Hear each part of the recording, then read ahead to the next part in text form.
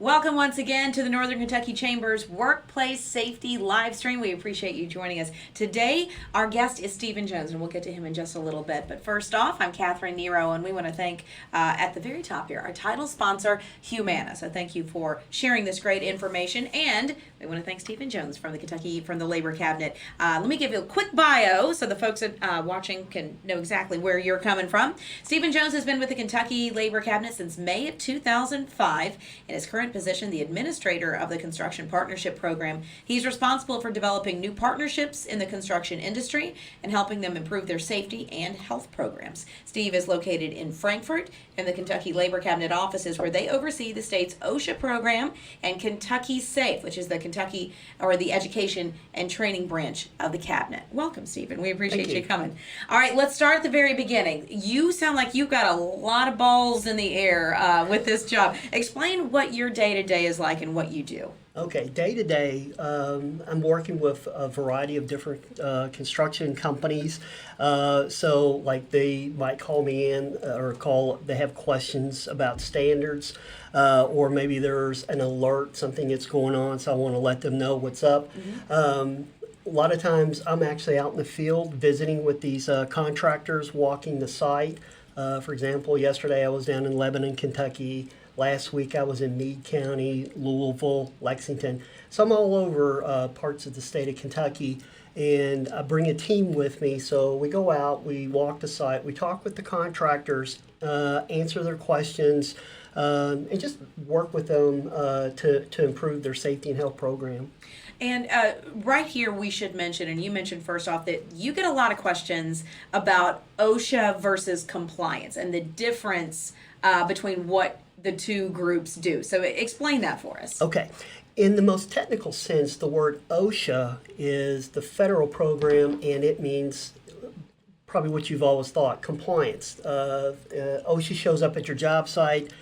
They're looking for violations, and if they find them, they can possibly issue citations. However, when OSHA was first developed back in the early 70s, one of the things that Congress did, they actually set aside a separate division for safety and health consultants. In Kentucky, it's referred to as Education and Training, or Kentucky SAFE. For example, if you're in the state of Ohio, it's the Ohio Bureau of Workers' Comp. Mm-hmm. Indiana has what they call NSAFE. So different states have different names, but they all have a consultative branch, which is a group that's going to work with you, and they do not issue citations for penalty. And that's you guys. That's right. What we do, yes. So really, this is not about, like you said, people may be nervous, like, oh, I don't want to call because what if I get a citation? You're there to help everything, make sure it's safe. Exactly. Okay. Exactly. Okay, so let's talk about how that happens. How does OSHA help employees stay safe? Okay, so we actually have a variety of programs that we offer. One of the things that we're probably more well known for is our training. And we offer basically three main types of training. One is, let's say you want someone to come to your job site and offer a variety of classes. It could be either health related or safety related. So let's say you're in the construction industry, which I'm in. Let's say you want someone to come teach a class on trenching excavation or crane safety or whatever. We'll have a consultant come to your job site. As long as you have a minimum of 10 people, doesn't matter if they actually work for you or not, but 10 people is what we aim for. They'll come out and they'll teach based on how many hours you need. Usually they're about 2 to 3 hours. We just kind of go over the standards, answer questions, stuff like that. Now that's when we come out and we work with you on one consultant per the company. The other thing we offer is something called population center trainings. So usually what we do is we'll set up in the larger cities throughout Kentucky, which are mainly going to be Lexington, Louisville, Bowling Green, so on and so forth. And we'll sit up there, we'll come out, and we'll be there for about a week. And those classes are also free. You can register online. You can actually get a certificate and go that way. The other thing is we offer online training, so you can actually hook up to the Kentucky Safe website, and we offer a large variety of online classes. So let's say, for example, you need a class on electrical safety, but you can't take off from work, so you can do it anytime you want to. Usually those classes are between 10 and 20 minutes in length.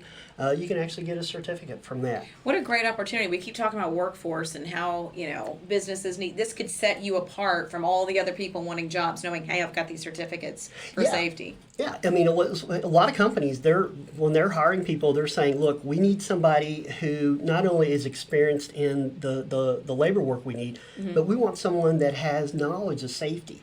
So you can come in and say, hey, I've had these classes here, present it to the employer. It can give you a heads up or give you a leg up over another person who has not had that training. Yeah, and these days, any leg up helps with this with the market out there. Let's talk about Kentucky Safe and some of the trainings that it offers. Okay, like I said, we offer a lot of different classes.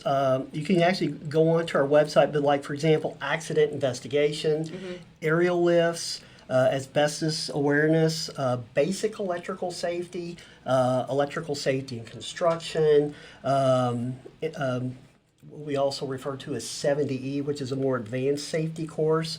Combustible dust, confined space, both for general industry and construction. OSHA just put out a new standard for confined space in construction. We teach emergency action plans, excavation, eyewash, scaffolds, just about anything that's related to the OSHA standards. And let's say, for example, you're like looking for something we don't offer. A lot of times you can actually request a class be created, and a consultant will take that on and develop a class. We had a gentleman a number of years ago who developed a class on lawnmowers and used to teach front end loaders, stuff like that. So there's a lot of classes that we do offer. Well, and by the way, if you guys are watching, if you have any questions, throw them in the comment section there below, and we will ask Stephen live here, because I know that probably as you start talking about some of these things, people might have little light bulbs go off. Go, wait a minute, I have a question. So throw them in the comment section, and we will talk those through. All right, so you mentioned that you will go and do consultations, that OSHA will do that. Walk us through how a consultation works. Okay, so an employer, either they want to improve their safety and health program, or they just want to have an expert come in.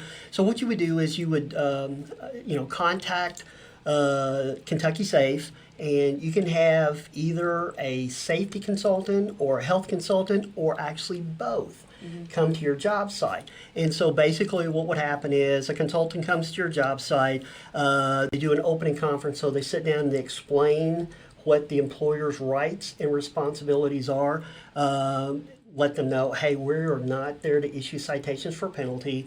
However, if we do find something serious, which would be something that's going to be life-threatening or could put you in a hospital for at least a day, we want you to have it corrected in a period of time. So anyway, then we walk the site, we look for hazards or potential, we talk with people, get their intake or their safety culture, how they feel about things at your employment. And then at the end of it, we come back, we do a sit down, we explain what we found, and we talk about correcting, or what we call abatement.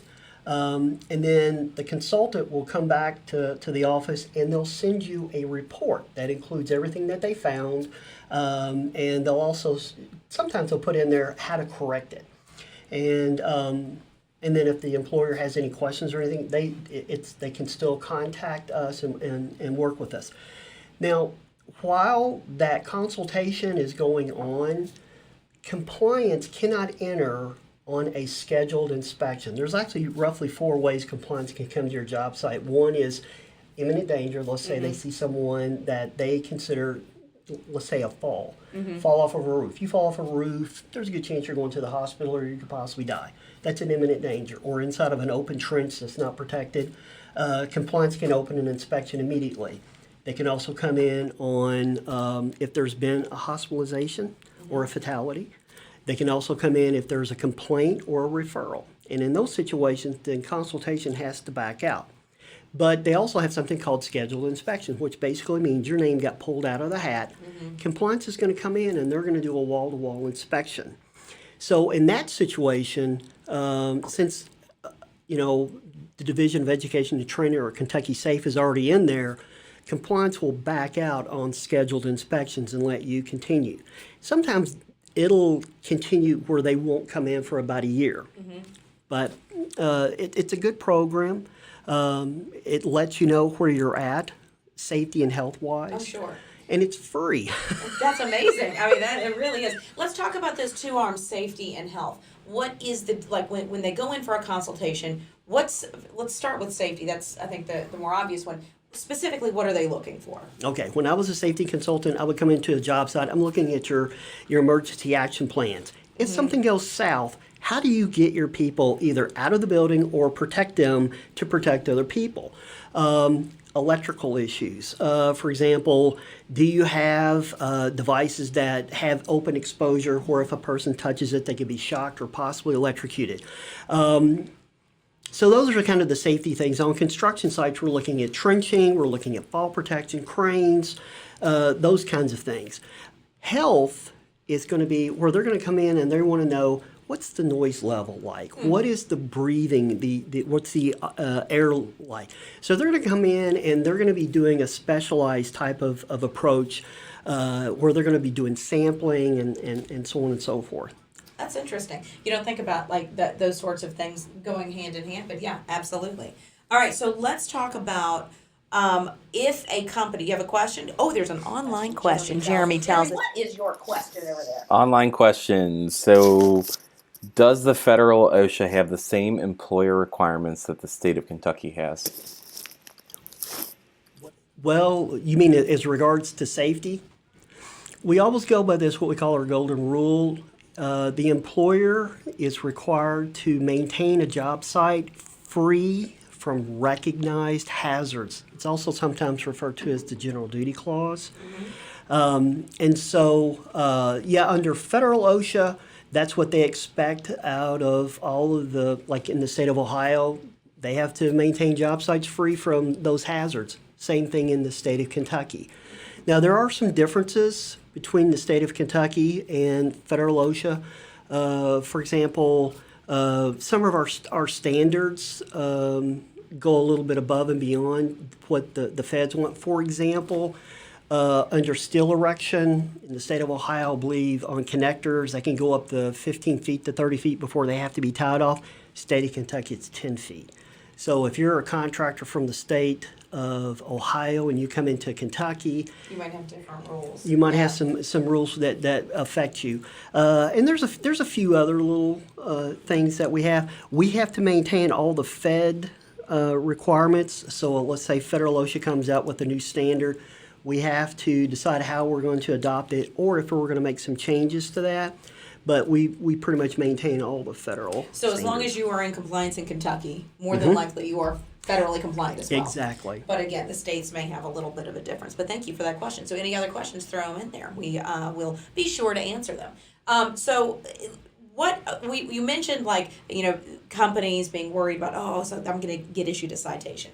Let's say a company has already been cited for some sort of workplace hazard. What happens then? Can they call you guys to say, okay, did we do anything else wrong, or how do we fix this, or anything like that?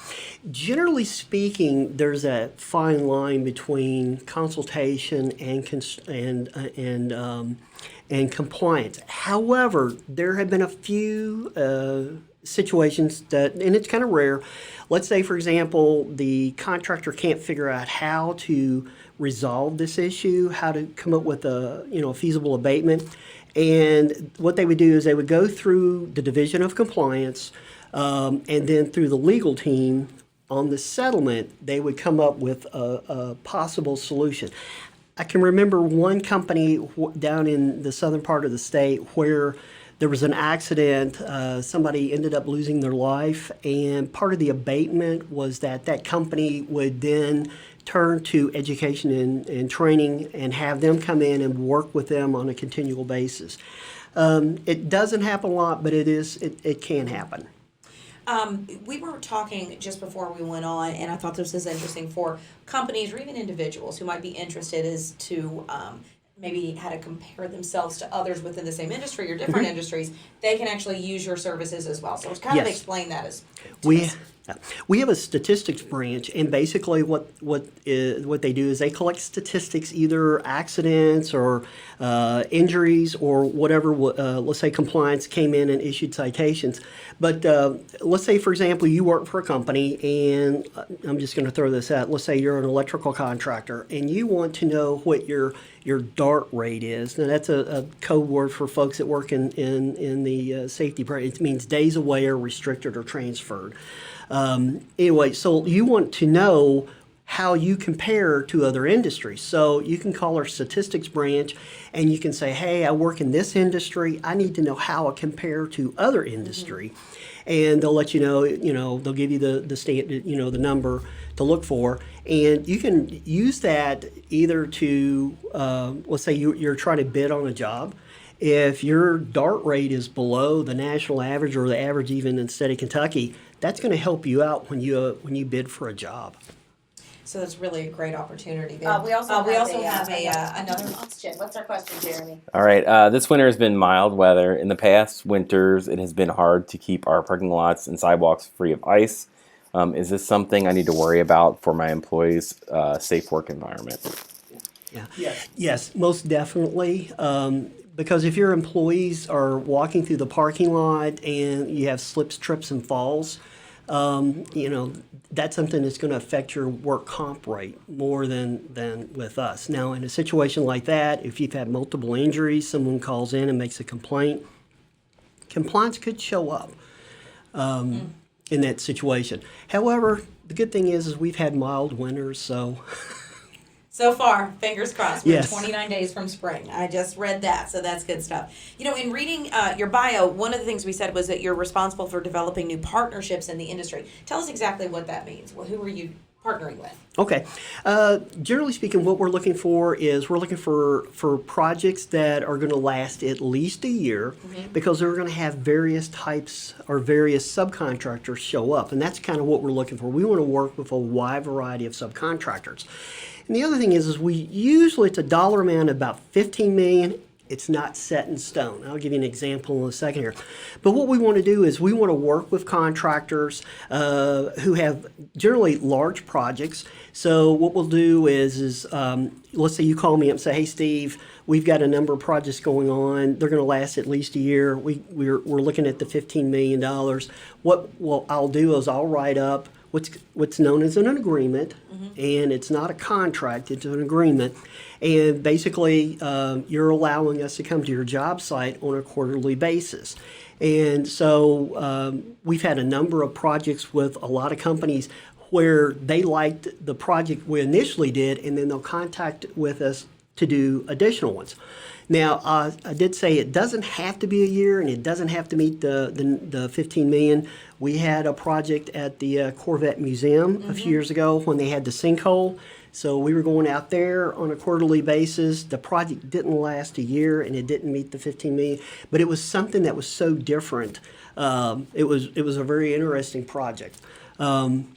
So I don't know if that answered. Yeah, absolutely. So speaking of partnerships, so Kentucky Safe, and we've talked about that in the website there with all the different trainings and such. There's also information about how organizations can partner with Kentucky Safe. So how does that work? Tell us about those. Well, generally you would contact Danny Vernon, who is the program manager.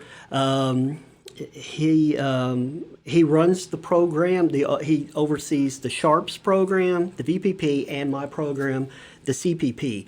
So let's say you're in general industry, and depending upon your size or where you're at, you could either enter into the SHARPS program or the VPP.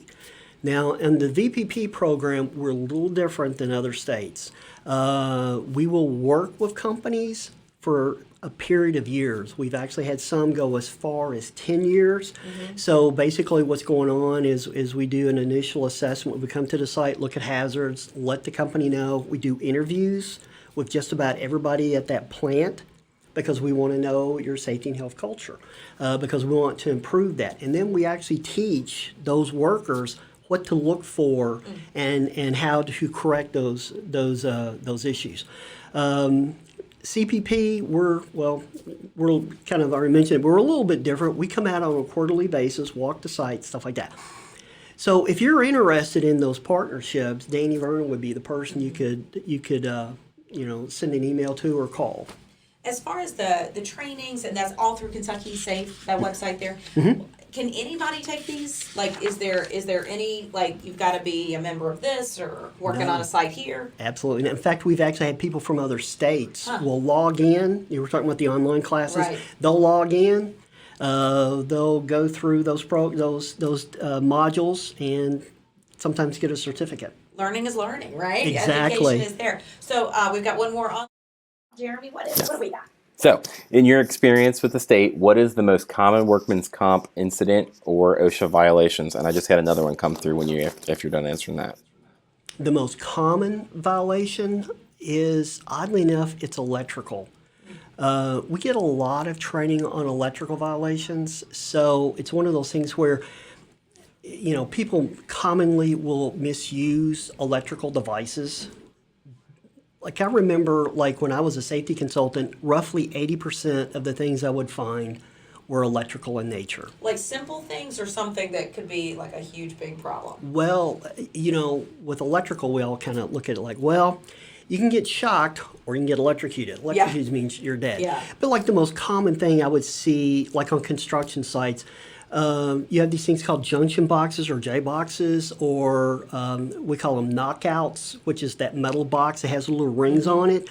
People will pop a hole in it and they'll run an extension cord into it or Romex, and then they've got an extension cord.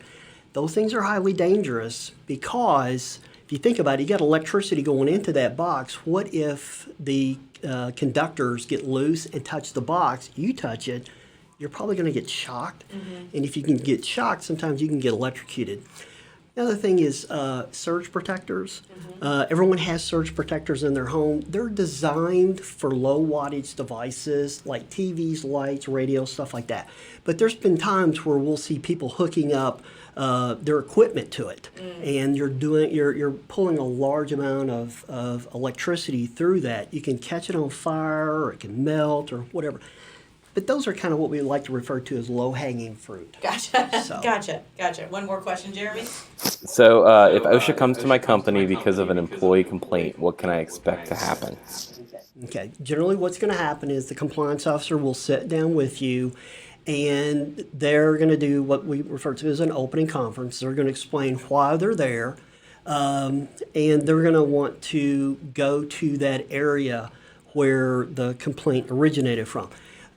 They will not tell you who that person is, and some free advice, you don't want to know who that person was, because we have a separate division that will come after a company if you discriminate against somebody who made that call. But they're going to go in, they're going to look at that issue where the complaint came from. Now, it has to be serious enough that we're going to actually send somebody out there. So let's say, for example, someone calls in and says, hey, we don't have OSHA posters at our site. Well, in a few weeks, you're going to get something in the mail, and it's Right. going to be an OSHA poster. Right. Has to be something serious enough that's going to cause us to think, hey, we can't ignore this. So, Excellent. One more question. Yeah, okay? they're coming in quick today.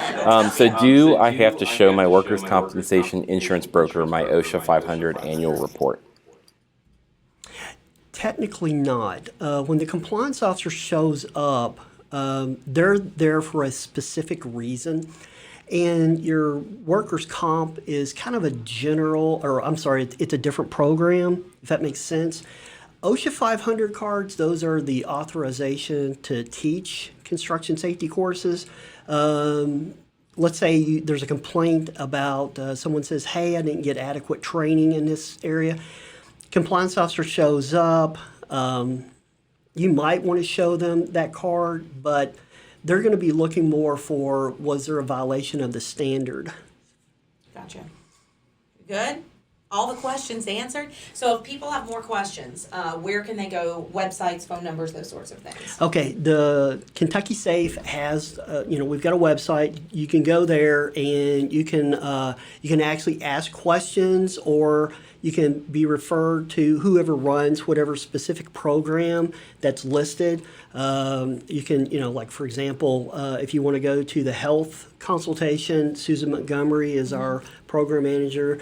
For the safety branch, that's Art Rockwood. Partnership is Danny Vernon, who I've already mentioned. But you can go there and you can get their email address and shoot them an email, or you can possibly call them.